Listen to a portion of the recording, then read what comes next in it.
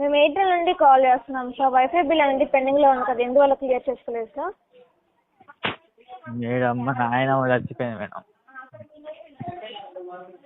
Sir మా నాయనమ్మ చచ్చిపోయింది మేడం. ఆ. ఆమె దినాలు చేద్దాం అంటే పైసలు లేవు. ఇప్పుడు ఎయిర్టెల్ బిల్ అవసరమా? మరి దాన్ని డీయాక్టివేషన్ చేయించుకోండి సార్. కాల్స్ అన్నా అవుతాయి కదా, కనీసం కాల్ కూడా కాదు మీరు మేడం, మిస్ అది చేయలేదు. డీయాక్టివేట్ చేసుడు ఎందుకు? నేను మెల్ల పెడతా, యాక్టివేట్ చేస్తాగా. యాక్టివేట్ చేస్తారు కాదనడం లేదు, అప్పుడు దాకా మీ కాల్స్ వస్తుంటాయి కదా. ఇప్పుడు కాల్ వస్తే రాని, నాకు సంబరం మేడం. నాకు కూడా ఎక్కువ పోరలేదు మాట్లాడి. నువ్వు ఫోన్ చేసినా మంచిది, నాకేం పర్లేదు. మీకేం పర్లేదా? అయితే మరి యాక్చువల్లీ బిల్ అనేది క్లియర్. చెప్పేది, ఇప్పుడు నేను రీఛార్జ్ చేసిన అనుకో, మీరు నాకు ఫోన్ చేయాలి మళ్ళా.